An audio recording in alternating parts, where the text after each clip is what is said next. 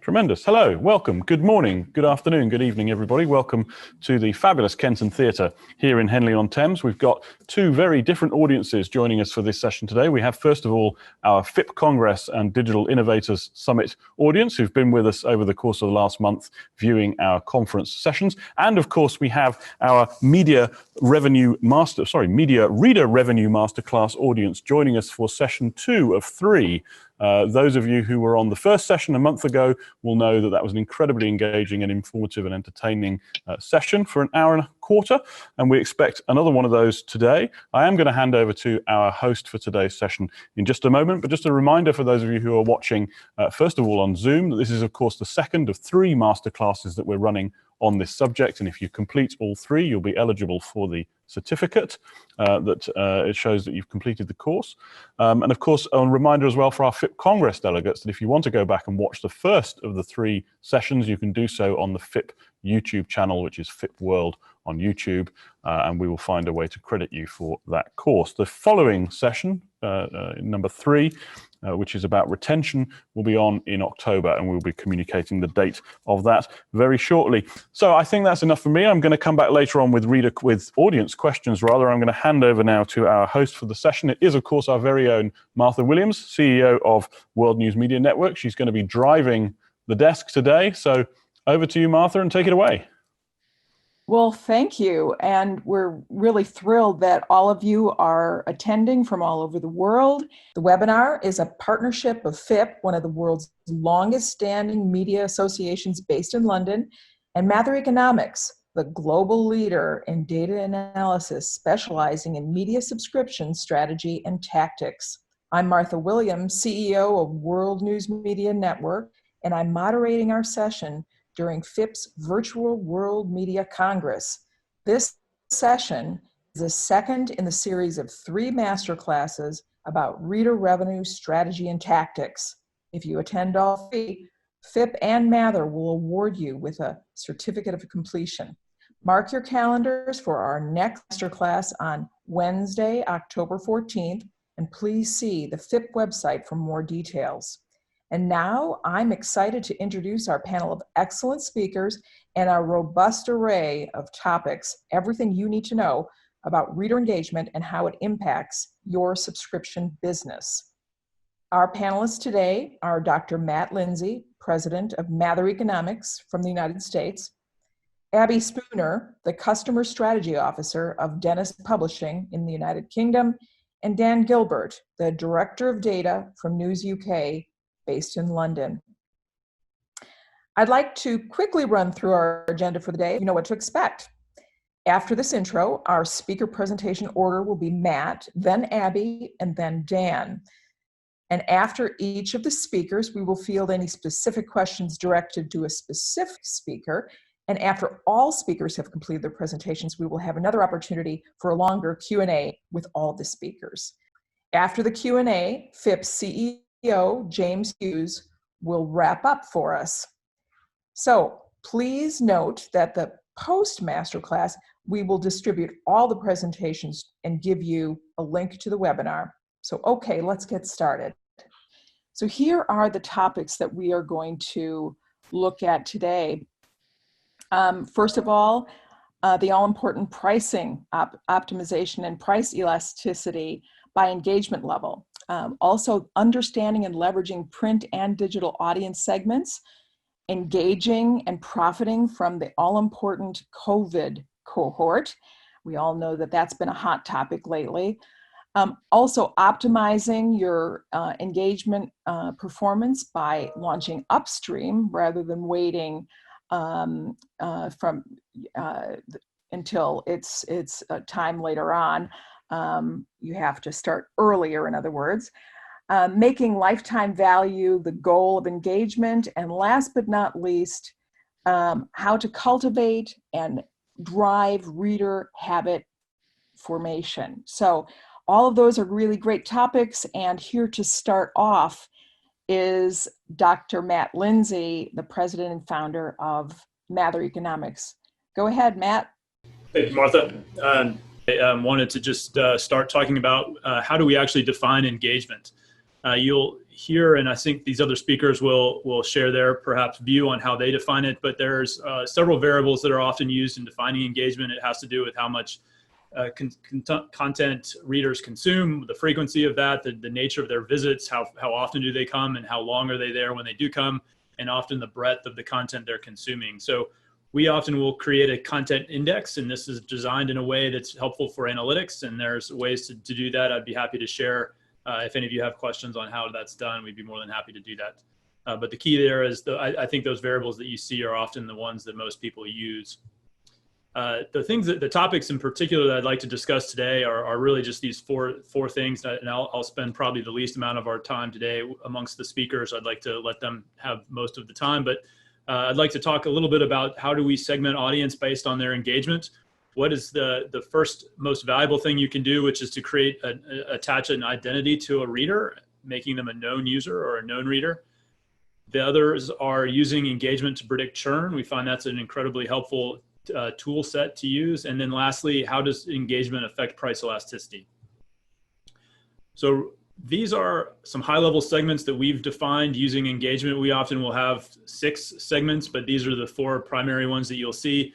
You can see on these variables on the left, many of those are the variables I described earlier that we use to define engagement. So this is just a sample website. You can see that they're by far the most people are in the flyby category. These are people that tend to have very few page views, one visit per month on average. You can see when they come, they spend two minutes, a little bit over. They only scroll perhaps maybe a quarter of the way down the page.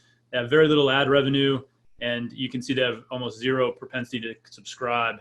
If you go to the far right, you can see the group we call fanatics. Those are the ones that are the most likely to subscribe, but they're also much more valuable just from a pure advertising revenue standpoint. You can see they generate in this particular market over $1 a month, which is 9 times the amount of the next most engaged group. So there really are some economic benefits to engagement, and the other speakers today can talk about how techniques to build that engagement.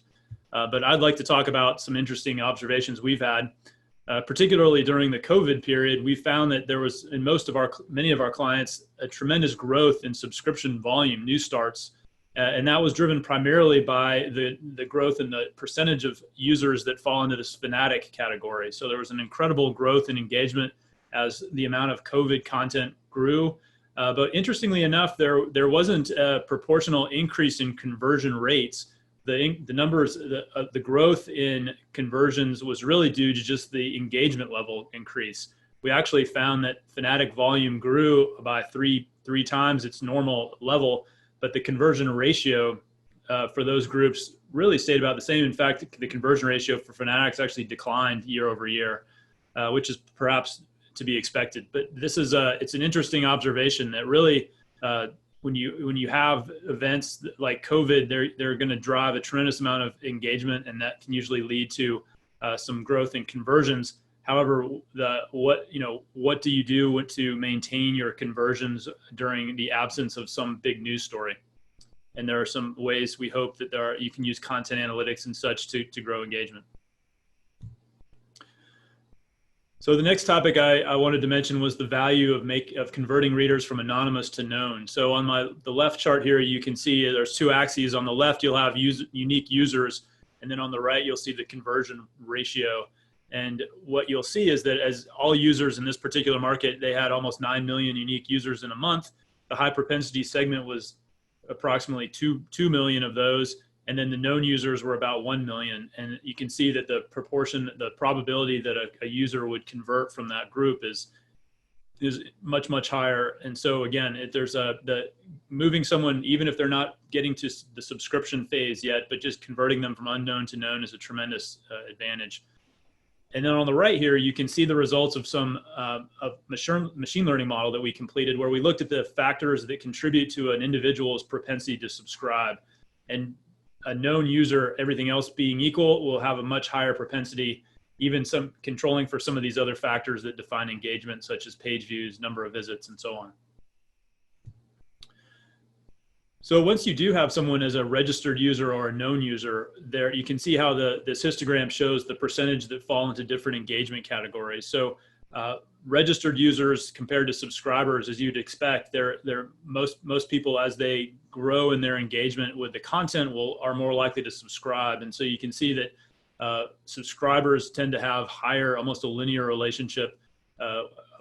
Just a much higher group proportionally fall into the very high engagement bucket, whereas registered users are in that kind of low to medium level. So the third topic here is really around pricing. And so how does engagement affect price elasticity? And this is a really important topic, because we're finding that most of our publishers now, that they've acquired numbers of digital subscribers, or even print subscribers for that matter, they're really increasing the average revenue per user is important, because you really have to have a profitable business. And it's almost, raising rates is a very important component of that strategy. So what we've found is, as you'd probably expect, is that as engagement grows, either price elasticity declines or your sensitivity to price.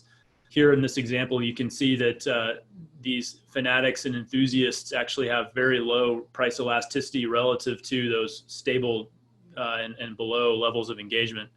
So in this example here, we often will find that there's often a differentiated pricing strategy where people that are highly engaged could perhaps take a standard, let's say tiered price increase strategy, where you perhaps would come in from a promotional rate and go right to your basic rate, or on an annual basis have the standard increase that you might have. For people that are in that middle tier of engagement, you might want to have a moderated increase, where you perhaps take them in a staggered way or delayed fashion from the promotional offer to the basic rate. Or if you're having a renewal increase, perhaps give them perhaps a little bit less of an increase. And then for those that are not engaged, you perhaps don't give them an increase at all.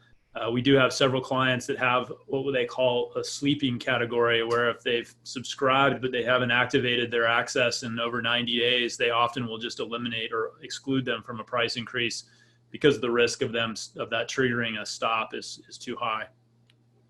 I did want to mention that we do have further reading available on this topic. We have this white paper here that you can access through the link when you see the document, or you can come to our website and find the document there.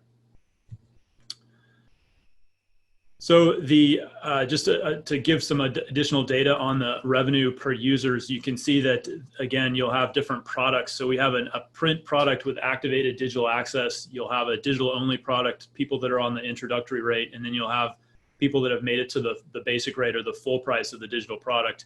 And you can again see that there are some correlations between engagement and average revenue per user. So these are moving to the churn topic. You can see that the effect of engagement on churn. So these are coefficients that we've placed into this graphic, and what you're seeing are the incremental or marginal effects of changes in these factors on an individual's propensity to churn. So factors that reduce churn propensity are on the left, and factors that increase it are on the right. And so what I've done is I've anonymized these data so that you can't determine the publication here. However, you can see that engagement factors are prominent in the factors that reduce churn. So factors that if a customer, as their transition from a low engagement to a higher engagement, that transition is associated with a reduction in churn. The inverse of that statement is also true, and we find that a best practice, or one of the more effective tactics, is to use a deviation in prior engagement behavior to trigger a retention campaign. We find that some customers have just a standard level of churn risk that's high, and so continually sending them retention campaigns is not particularly effective. What you're really looking for are customers that perhaps are typically on a lower level of risk, that have an increase in risk due to perhaps a reduction in engagement. And that type of an event should be a trigger that makes them a target for a retention campaign. And this is my last graphic of this point, but I just wanted to mention that, interestingly, we find that different sales channels attract customers with different levels of engagement. A direct channel are customers that take an initiative on their own to come out to your subscription page. They can either do that by going to the subscribe here button on your website, or they can click through a newsletter offer. And those direct sales are typically customers that are the most engaged. Metered customers are those that have gone through their allocation of free content during a month or a period of time, and they've also read a certain number of articles, so they tend to be also fairly engaged once they've converted. Content that is dedicated as premium or restricted content, often those are readers that are very interested in reading that one particular piece of content, and they will buy a subscription, but they historically have not been as engaged, and thus you can see that after conversion, this is a chart showing retention weeks, and so this is almost 6 months after that conversion event. You can see that premium content sales the retention is about 50% in this market, whereas direct sales are about 75%. So again, looking at the acquisition channel is a pretty good indicator of what perhaps an onboarding messaging campaign might be, or people that are at perhaps a higher level of risk. So they should be perhaps the target of content recommendations or things that can build that engagement. So to conclude, I just would like to revisit the tactical recommendations that have come from this analysis. The first is to definitely consider some tactics to convert anonymous readers to known readers, usually through a registration wall. The next is to use engagement, the different metrics we've identified for engagement, to use those in some fashion to segment your audience. Again, those are key for indicating economic value, customer lifetime value, as well as advertising value for that matter. The third is looking at using engagement in your price elasticity calculations and considering different levels of targeted pricing based on engagement. And then lastly, to use retention campaigns when engagement may decrease. So customers have a deviation from their traditional pattern. I think some of these other speakers will talk to the difficulty perhaps in changing engagement levels, but nonetheless, we would recommend that it be something you consider. Lastly, I just want to point out we do have another white paper here that you can read that expands on some of these topics about engagement and how that affects individuals' propensity to subscribe. So hopefully I did not go to that too quickly. I would be happy to answer questions now or at the end. And again, I'll be more than happy to provide this document to you following this presentation. So thank you for the time today. Thank you, Matt. I think there has been an interest already shown in those white papers that you mentioned, as well as your presentation. But I do want to ask you a question, because you just gave us a lot of powerful statistics showing what is working, what isn't, and kind of guiding media companies in the direction that they need to go. But I'm really curious, in all the hundreds of clients that you've had around the world, can you share with us, maybe without naming names, share with us some really great applications of those statistical models that you've shown us that really show that this really works? Sure. So I think one of the more powerful insights we've had recently is how do you actually optimize a paywall model? We're not in the paywall business, and we don't sell paywalls, but we do help clients with their business rules around paywalls, and dynamic paywalls have gotten a lot of attention lately. And interestingly, people thought there was initially a linear relationship between engagement and content, that the more engaged customers should have the tighter paywall, and the least engaged should have the loosest paywall settings or get the most content. We've actually found that's not entirely the case, that there's really the optimal is more of what we often call a rainbow pattern, where you have the tightest meters at both ends of the engagement spectrum. The highest engagement customers should get a fairly tight meter because they're really engaged and ready to subscribe. The lowest engagement should actually have a tight meter because in many cases you really don't know who they are. They're very often the most anonymous of the groups, and therefore you really have a hard time modeling them accurately. So propensity scores will have a very high confidence interval. And what we've found is that when we go back and attach And many times people that appear to be flybys or unknown are actually people that have cleared their cookies or they're using another browser. And what we do when we go back and we see who actually converted, and we look at what we knew about them beforehand, we actually realize that a lot of people that appear to be unknown were actually known to us, and they had a fairly high engagement level.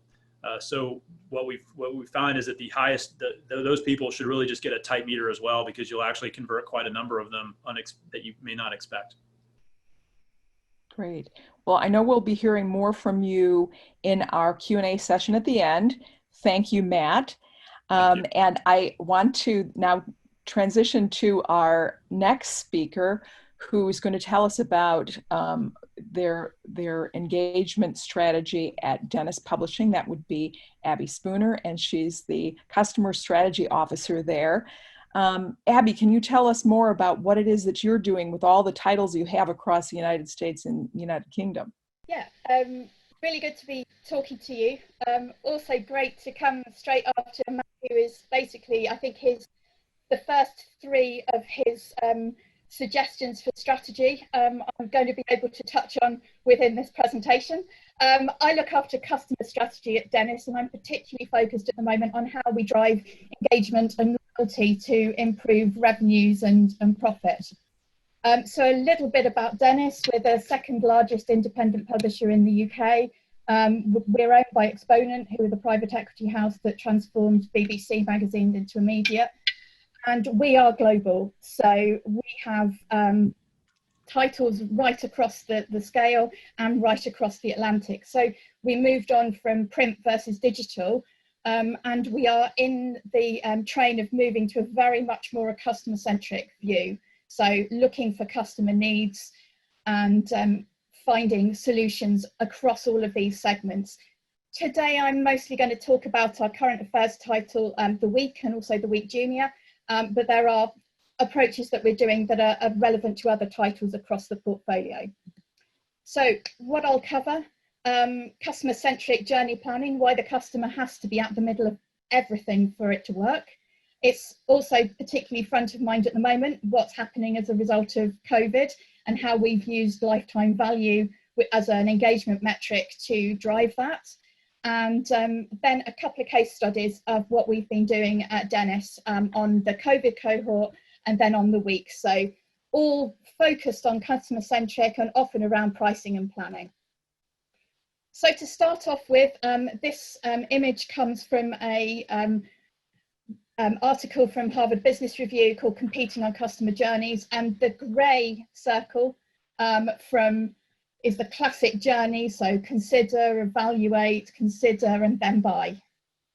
The loyalty loop is where we can, if we can get customers more engaged with our products or content from a digital perspective particularly, but also offline, this will be more profitable. Recurring revenue models obviously give you a step ahead of this, especially if you've got something like recurring payments set up, because you're already pushing people to opt out rather than opt in. However, it gives you a step ahead, but emotionally what we want to do is to take our customers around that blue loop, the loyalty loop.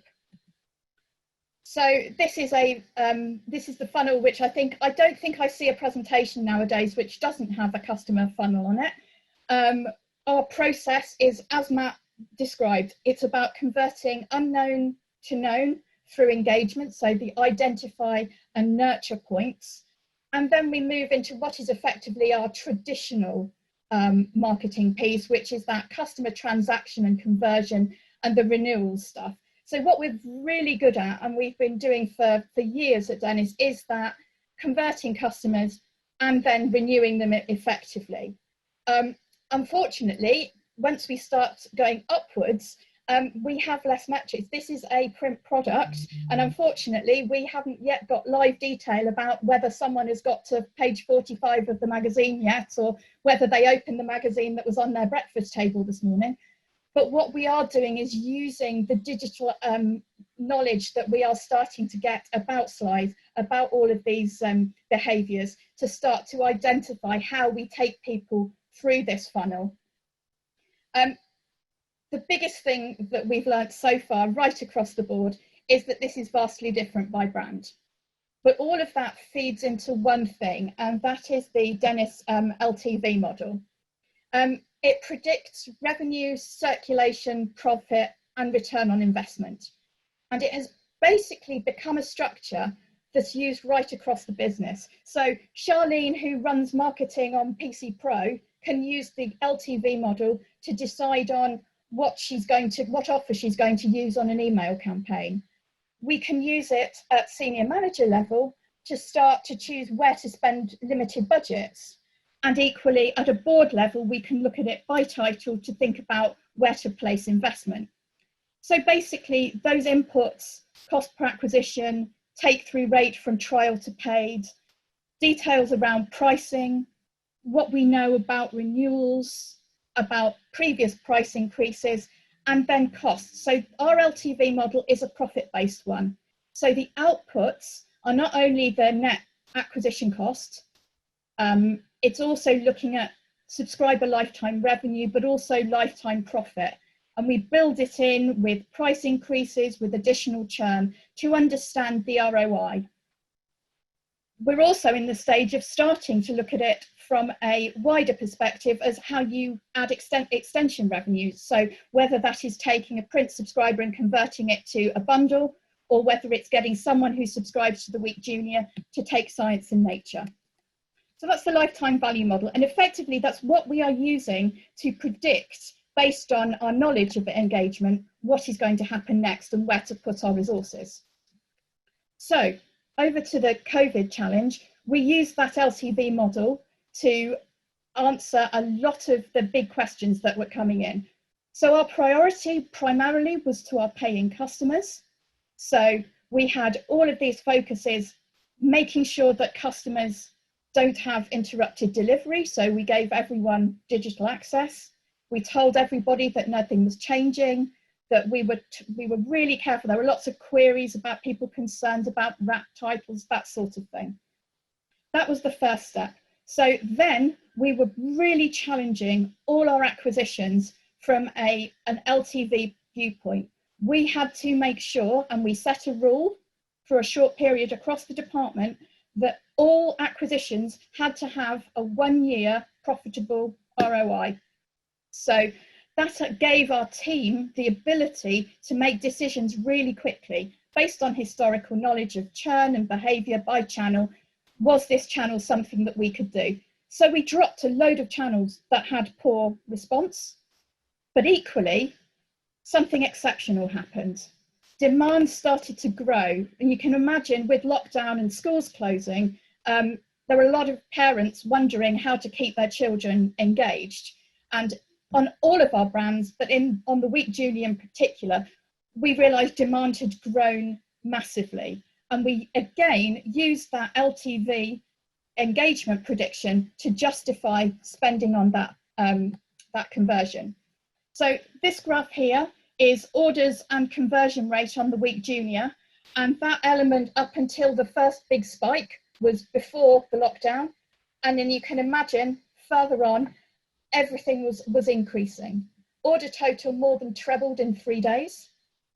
And also on another title, Cyclist magazine, we had a deal with Strava, which pivoted very, very quickly to being to say how far, not how far you can cycle around the beautiful British countryside, but how far you can static cycle in your living room in a certain period of time. It was the perfect partnership taking that moment. People were really, really engaged. The problem is with the COVID cohort, we don't know how they're going to behave. We didn't know how we could influence or whether it was even worth converting it at this point. But our LTV model gave us a maximum CPA to acquire these people at, so that we knew whether it was worth investing in it, and it was. So to make sure that we had continued engagement, we sent out a lot more onboarding comms. So a welcome note from the editor. We sent people access to the digital edition for free during the COVID period. And then we sent ongoing suggestions to parents, what to do with your children. Here's the Week Junior podcast, puzzles and quizzes, giving people things to do and focus on. On the cyclist and Strava activity, it was a similar thing.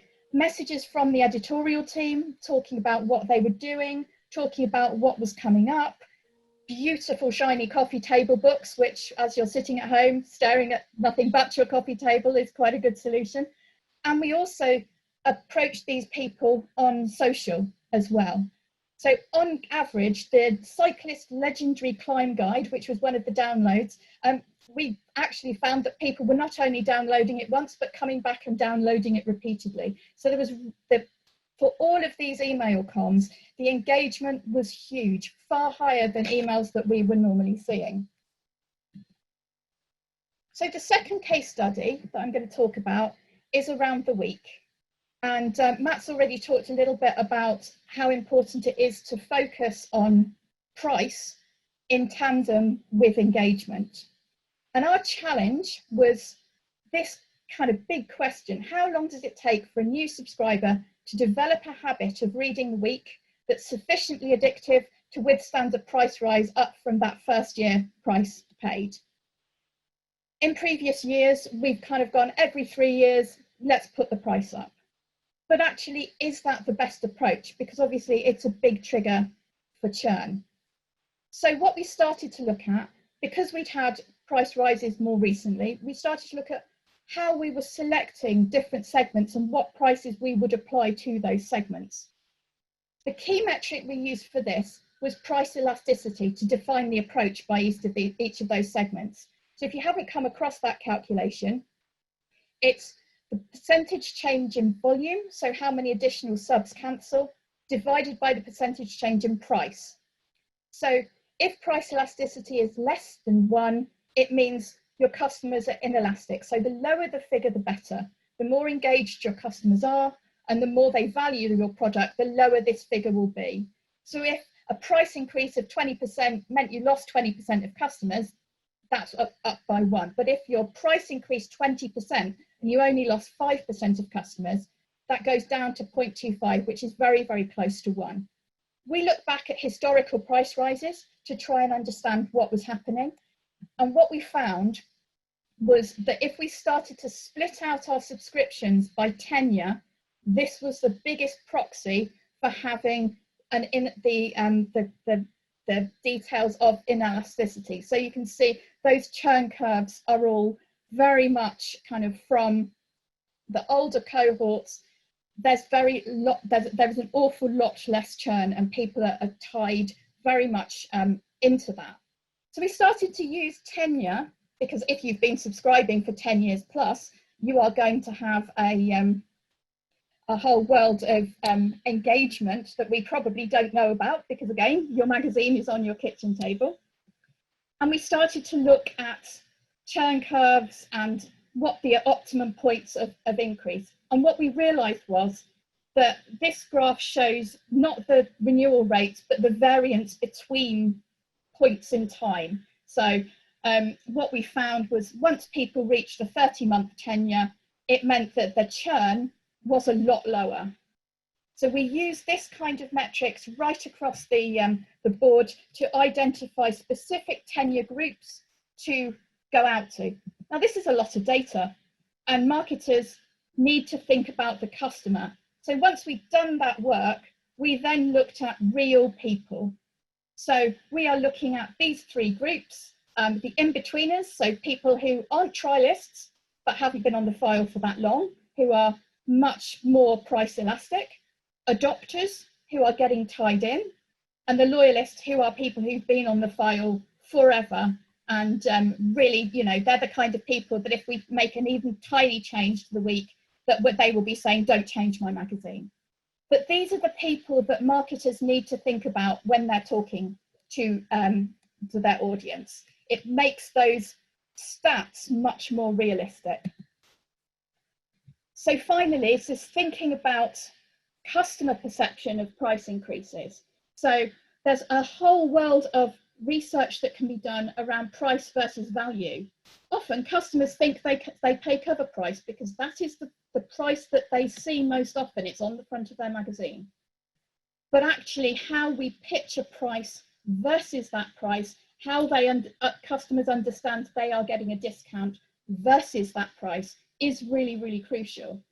And it's really interesting thinking about and working out what the maximum revenue per copy you can get from a highly engaged subscriber. And across the board, we've found that this customer-centric approach and using tenure as a proxy for engagement has been really, really effective. And it's also thinking about, do the subscribers see what they're getting as value for money? And that might change whether with the situation at the moment with fake news, people value the week more because it gives them an objective viewpoint. Finally, we use some real customer-centric approaches. So these are, if you've not come across a guy called Richard Shotton, he's written a brilliant book called The Choice Factory. He talks about behavioral economics and nudge. Here are some really simple things to think about when putting this kind of thing through. Make what you're saying easy, attractive, social, and timely. So if it's different, if you don't want people to change, make it more difficult for them to do it. Or if you just want them to click a button and say yes, make that super easy. Can they text it? Can they do it a different way? Test who messaging is coming from. So if you get a message from the editor, are you more likely to respond positively? We also found that if you when you tell customers their price is increasing influences what they do. The earlier you tell them, you tap into procrastination because you say, well, you don't have to respond for another 6 weeks. So then people don't tend to respond as much. Using precise discounts. So if you have something like a 10% discount, it sounds like someone's chosen. If you have a 13% discount, that's much more specific. And then we're comparing per issue prices with things like coffee. It's all about pitching that price point. So finally, what we've learned, LTV is the most powerful tool in our arsenal. We need the data and we need to make sure everyone right across the company knows how to use it. The consistent pricing strategy has to be logical to a customer or it will get confused and it will drive churn. We think tenure is the biggest proxy for engagement, and we just have to remember this is about being customer-centric and not all subscribers will behave the same, even though we might want them to. So thank you very much. Well, thank you, Abby. That is very thorough and fascinating. And we do have a couple of questions for you at the moment, but although we will probably have more later as well. So here's a question from Deanne. She asks, do you risk backlash if the loyal subscribers learn they are paying more? Do you have any way to ameliorate that? So loyal subscribers will never be paying more than the visible price that customers see on our website.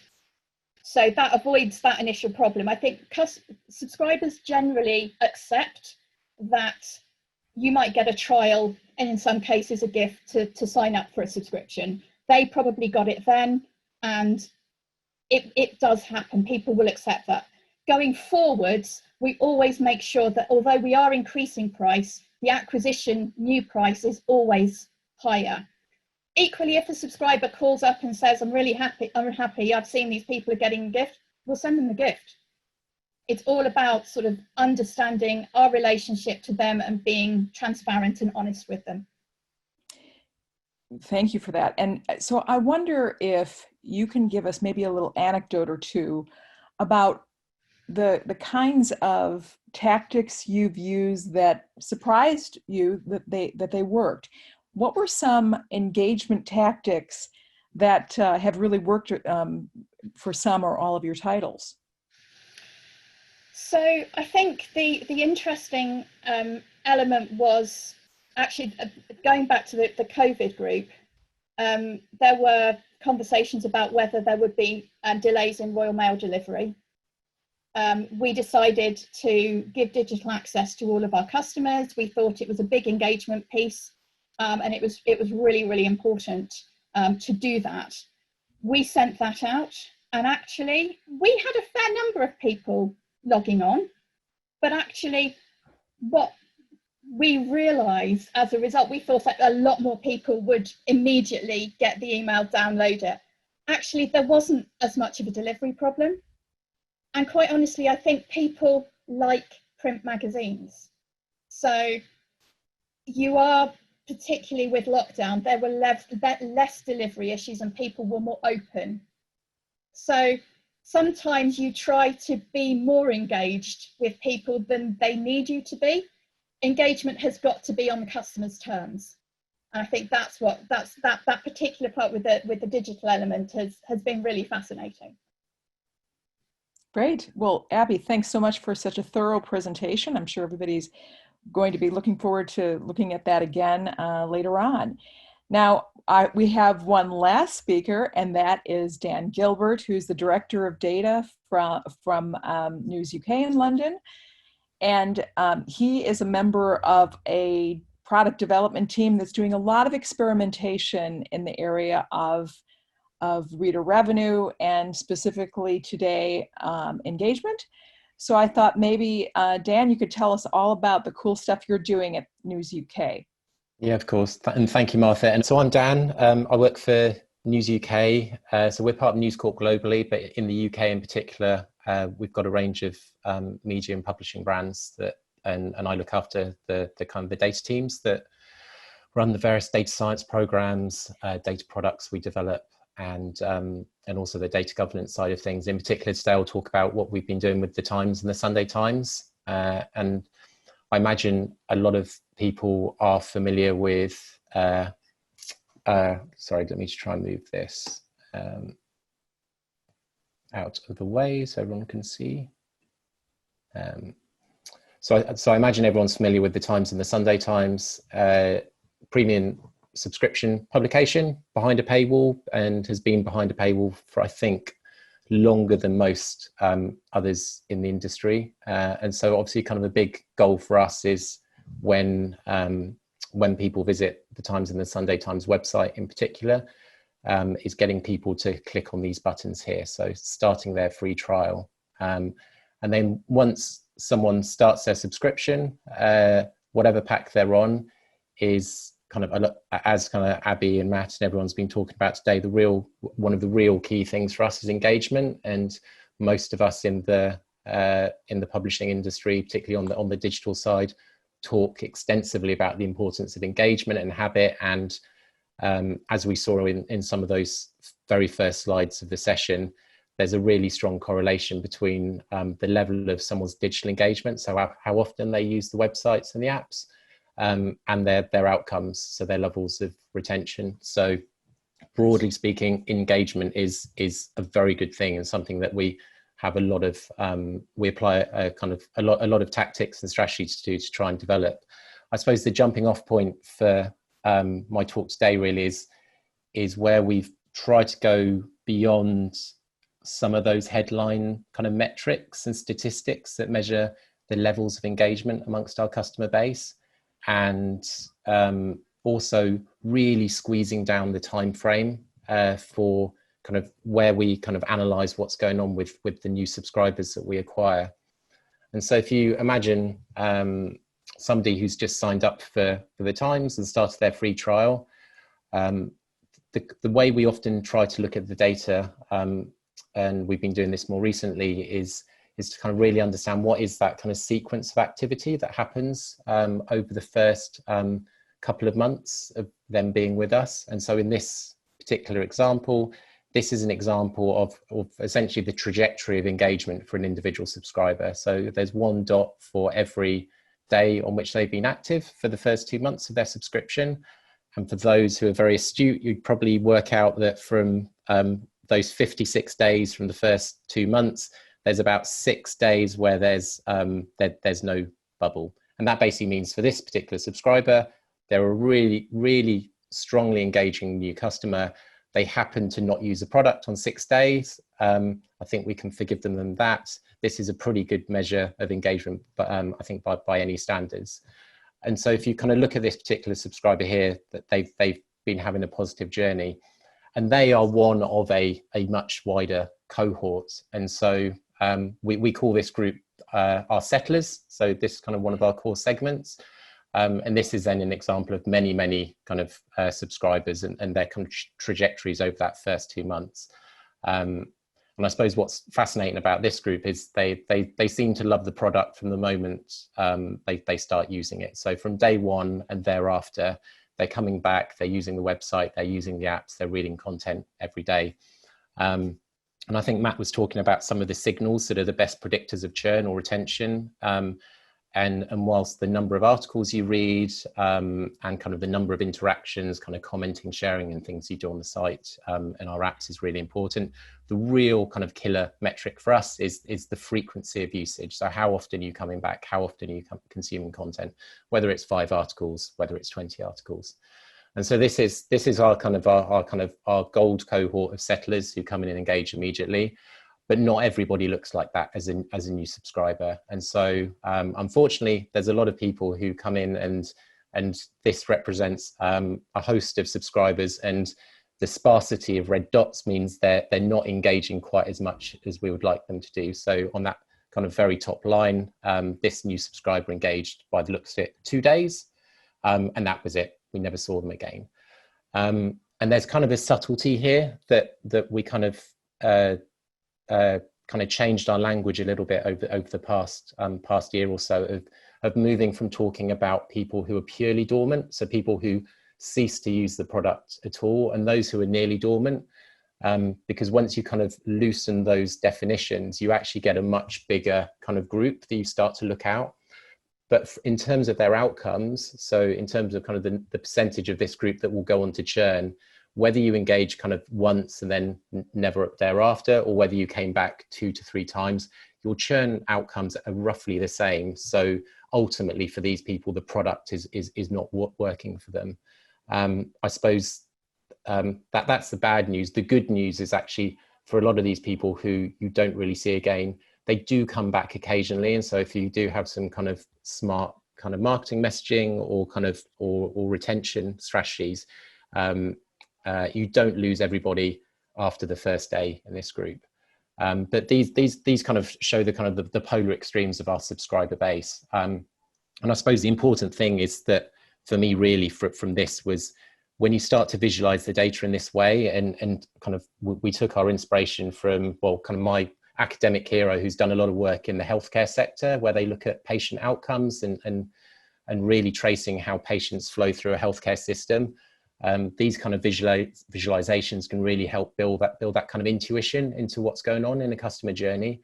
But it also is kind of quite useful as just a sense check that if you're using kind of high level metrics that essentially give you an average view of all of your customers, the average between these 2 very different cohorts would be something in the middle that doesn't really describe either of them. And so back to again what Abby was saying, kind of segmentation is really important alongside using kind of pure metrics and averages around your customer base. But this is not everyone. There's then I guess what we call the messy middle. So people who don't quite fall into that gold star settler group who love the product from the get-go and continue engaging. And they're equally not the people who go dormant or nearly dormant immediately. They're kind of they're the mix of people which fall then into kind of, I would say, like the long tail of other subsegments that we look at. So this is a group who I guess are kind of neither good nor bad. They seem to enjoy the product. They're engaging regularly, not quite as habitually or as often as we would perhaps like, but broadly so. The product seems to be working for them, and actually the churn rate associated with customers that look like this is probably somewhere between the settlers and the dormant group. So not bad, not great, but not terrible either. And then you've got other interesting groups that go through some kind of change in the nature of their engagement. So something happens and then something else happens, which means in this case, they stop engaging. And these are a particularly interesting group for us. For our marketing teams, trying to understand, is there anything you can do to kind of rescue engagement from someone who seems to be enjoying the product and then stop thereafter.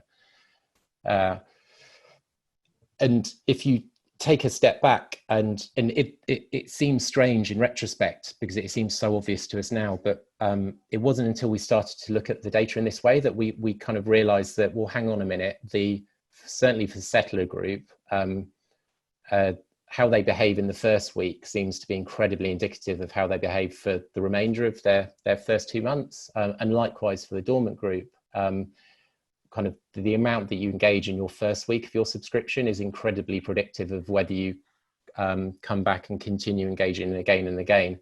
And historically, a lot of our propensity models had waited maybe a month or 2 months or even 3 months to kind of look at a customer's engagement and try and make a prediction. And I guess this insight really prompted us to kind of really shrink that time frame that we do a lot of our data science and our modeling, from not just kind of at the end of the first month of subscriptions, a new customer's subscription, but down to the first week and actually even down to the first day. Because what that allows you to do is kind of turning things a bit on their head and moving from thinking just about kind of engagement and retention, but through to actual acquisition, is as you acquire customers kind of day after day, you can wait, for instance, 2 months to look at what was the kind of the positive engagement you got from those cohorts as you acquired them. But the problem is with that is you have to wait for 2 months to figure out what the health of that kind of customer is that you acquired. And kind of the insights from this work made us realize, well, actually, hang on, if you start to look at their kind of levels of engagement after just 1 week, you only have to wait for 1 week to find out, with a pretty good kind of overlap with what things actually happen in the end, the health of that new customer base. So kind of the engagement levels of a new subscriber at the end of their first week is a very, very good leading indicator of what their engagement will be at the end of the kind of first 2 months. And if you want to get really ambitious, but what I'm showing up here doesn't involve any data science, it just involves counting some kind of active days from your customer base. But if you want to apply a bit of data science to the mix, you can then try and actually predict the outcomes of those customers based on just the first day of their behavior. And that prediction will never be quite as good as kind of waiting to see, but it does a pretty good job.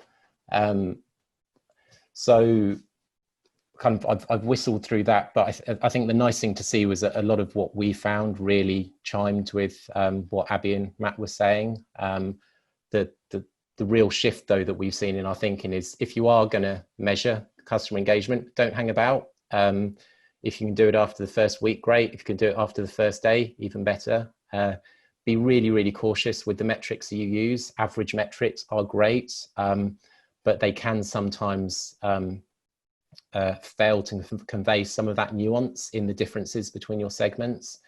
I think what we've also found is, so between that settler group and that kind of dormant group, the group in between who don't quite get the product in the first week, but then who go on to engage really, really well, is actually quite small, which kind of to us suggests that trying to shift people from not engaging when they first kind of sign up to a product to really engaging well is actually harder than it might seem. And ultimately as well, if it is really about that first day on which someone engaged, or actually even the first session, you can't just rely on marketing. You have to build products people love from the outset, and products that people want to use.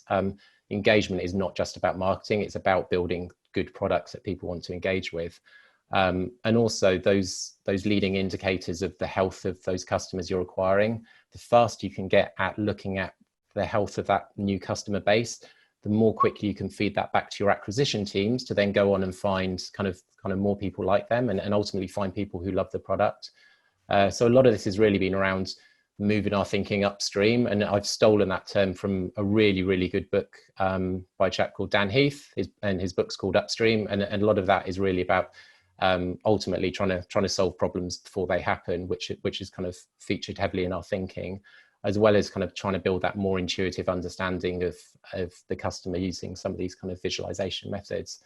And so, yeah, all of this probably seemed quite obvious now once you know the answer, but certainly for me at News UK, it's taken about 5 years of slightly shifting from that kind of longer term view of engagement to the kind of the much shorter one. So yeah, thank you. Thanks, Dan. That was great, and I think we're left with lots of questions about what specific projects you're working on right now. So I am aware that you were working on some personalization projects there, and I'm wondering, in terms of personalization, how much worth or how much value does it have in terms of engagement? And if you could talk about maybe some personalization ventures, could you do that for Yeah, us? of course. I mean, I look after the data science team, so obviously I'm heavily invested in doing personalization work, because that's some of the most exciting work that a data science team can do. I think our key takeaway really is it has its place alongside the more segmented, curated stuff that your kind of talented and creative marketing and product teams can do. So if in particular for that dormant group we saw, we know that a lot of them will be coming in for a particular article or a particular kind of story that is going on in the world at the moment. We could just use personalization to kind of show those people more content that they may be interested in, but actually bringing in some kind of creative talents from our marketing and product and editorial teams to say, actually, we know there's 100 people who've come in for this particular storyline.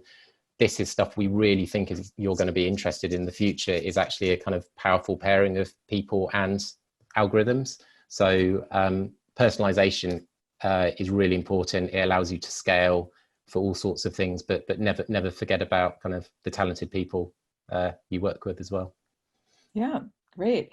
And I have one question specifically for you from David, who asks, what would you suggest to measure first for a reader revenue operation that has not been looking at data a lot? I would start with, so I think probably two things. Start with active days. So if you're able to measure the engagement of your digital users, you could do a lot worse than starting with how often do they use your product. That would probably be my starting point. But the other one is the stuff that Abby was talking about. Don't forget about their lifetime value. So once you start to pair together the analysis I was showing with then what is the value of that customer in terms of the pack they were on, even though you're not using the product, maybe you won't churn for other factors. It can often start to change your perspective on what stories are driving revenue, what activities are driving revenue, that if you're just purely looking at engagement, you never quite get to. So I'd say keep it simple on engagement and then try and pair it with some measure of value for the customer. Great, thanks, Dan. Thanks so much for your presentation. I'm sure everybody's looking forward to getting a copy of that. Is that possible? Or yes, of course. And yes, we write a lot about this stuff on Medium, so I'll be sure to share something there too. You know, that's a good shout out, because I have read your articles on Medium and they're very valuable. So we'll try to point also to what you're doing on Medium as well. Thanks, Dan. Martha. So now we're going to shift over to some Q&A, and we have about 15 minutes or thereabouts to do that. So I'm wondering if I can just throw out a question to all of you. If you were talking about maybe talking to some media companies that are just getting started, that maybe don't have a lot of experience under their belt, but they really want to take their reader revenue strategy to the next level, particularly in the area of engagement. What would you recommend 3 tactics to take? Some of them maybe you've been talking about today, but specific tactics about how they can jumpstart the beginning of their strategy. Do you want to get started, Abby?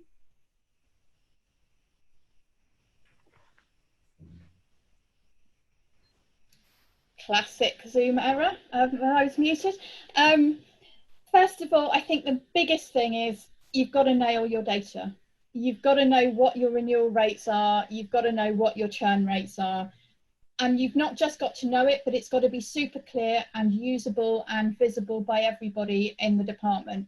We've done a lot of work in the last sort of 12, 18 months about getting our results visualized in a way that everyone can understand them. And that's the first really big step. The second step is talk to your customers, get their feedback, research, understanding what is happening. But then it is working out, I think I would start off probably with mapping out customer journeys, understanding what each of the touch points are through that entire process. Define almost everything you can measure, and then pick a few. You might not pick all the right ones. You might pick some that but you've got to choose the right metrics. And you only do that by picking loads of metrics, trying to work it out. Start off by picking the ones you can measure and see if they're predictive. And then you've got the data to make really good decisions going forwards. Great, thanks, Abby. How about you, Matt? I think Abby's made some great points. I perhaps would recommend that it's really getting started. I think is the biggest thing. I think there's a lot of low-hanging fruit when you first start. We see there's kind of a maturity curve organizations will go through where they're when you first launch a paywall, they often will capture those that are most engaged without too much effort, and then as you grow, you ultimately, that marginal subscriber becomes more and more challenging. So there are usually, you don't start out with your lowest prices. I think sometimes it's come out with those people that you're going to capture first are usually the most engaged and not the most price sensitive. So give them an opportunity to subscribe, even if it's not a very restricted paywall. Just put a subscribe now button here. And so that's one. I think the other is registration walls, or as I mentioned, getting to know your customers. If you don't have a lot of data yet, those data are incredibly valuable. And the sooner you start, the more data you'll have. So I would definitely recommend that. And then lastly, I just think taking the friction out of the purchase process. We have a lot of clients who the least information you require of someone to make a subscription, the better. So just making it very easy. So I would say maximize your sales opportunities, reduce the friction, and perhaps just start by getting to know them. Great, thanks, Matt. How about you, Dan? So I think although engagement is hard to drive, you can do it, and often the place with the least friction internally to do that is with your marketing team. So if you do have a paywall, if you do have known kind of customers with permissions to market to via email and things like that, very often the internal logistics of getting some data through to being able to communicate with your customers in a targeted, nuanced way, the easiest place to do that is often through your marketing team via emails, or perhaps through your DMP, through some advertising. So I think that's often the best place to start, particularly if you've got a kind of a good champion in the business who perhaps owns that P&L, who doesn't have the complexity to navigate across multiple teams to partner with. That's often a good place to start. But I think then knowing the limitations of that, and ultimately you kind of need to be thinking about how you build the products that people will want to sign up to and pay for from the moment they see it. But as we all know, quite often trying to kind of get into technology product roadmaps to make changes and features in websites and apps is easier said than done. So quite often that's a longer burn, but I think you need to set your ambition to be able to really kind of change and update your product as well. But start where you can, get some wins. Yeah, for sure. All right, I have one more question for each of you. Now, what we've all noticed in listening to your much data-driven presentations is that you guys are data people. But I'm wondering, since all of you work on teams or with clients that are actually implementing the entire strategy, I'm wondering if you can each of you tell us a story about how an engagement project went down. Not just from the data perspective, but also just from what kind of moving parts were there in that project besides what you're already talking about. For example, campaigns and the analysis of data and how it turns into or focuses on real people. How can you kind of color in for us the kind of work that you do in order to optimize your engagement strategy with a little bit of an anecdote or case study. Do you want to start, Abby? Yes. So we thinking about the project that we're looking at the moment about turning unknown to known and launching Reg Wars. Just thinking, I was trying to scribble down all the teams that had to be involved in that, from publishing to editorial to technology to marketing to data teams to strategy to finance ultimately, and then it's got to be working and tied up and talking to everything else. So I think the biggest thing was that we coalesced around a strategy, but that strategy had to be pulled in from everybody, and everybody had to be engaged in pulling that project together. One of the things that I'm really aware of at the moment, and I think this is we're looking at this both in the UK and across the Atlantic. One of the things I'm really aware of is translation. I'm not sure whether having to do a lot of this virtually makes it worse too, but words, you think you're all talking about the same concept, but you're not.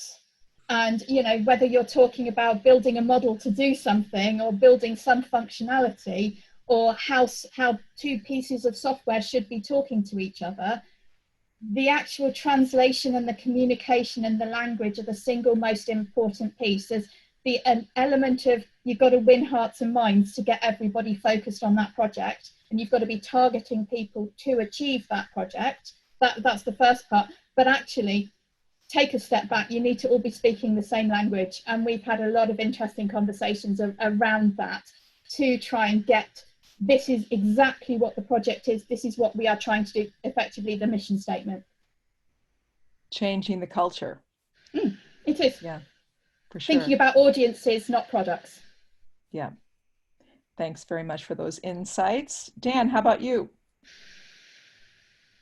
Slightly to copy Abby's answers, I think all of what Abby said, and like as you kind of engage on these projects, that there's always niches of the business you realize you've never actually spoken to before, but ultimately you have to at some point. So when we start to look at lifetime value, it's colleagues in finance that we didn't even know existed, but we realized that if you're building these models, you have to make sure that they reconcile with finance's view. I think the big surprise for me with a lot of the work we've done around personalization has been the role of UX. So I think UX as a discipline, when it comes to kind of data and engagement and marketing projects, is often one that's forgotten. But there's a real kind of skill and expertise there to have someone who's slightly removed from technicalities of what you're doing, and being able to go and talk to the editor or the product directors or kind of people across the business to understand kind of, what does personalization mean for you? What are your concerns? How do you think the users would respond to things like that? I think a little bit of time from your UX team can go a long way, and that's something I've learned over the last couple of years. Great. Thank you, Dan. And now, Matt, you and your team have worked with many companies of different sizes, sets of resources, challenges, strengths. What have you found in terms of bringing in all the different components to the strategy that you can recommend to our audience today? I think Abby and Dan both touched on a number of things. I think the first reaction that, in our experience when people first started selling digital subscriptions, is they would put a paywall on a website that was originally designed for advertising inventory.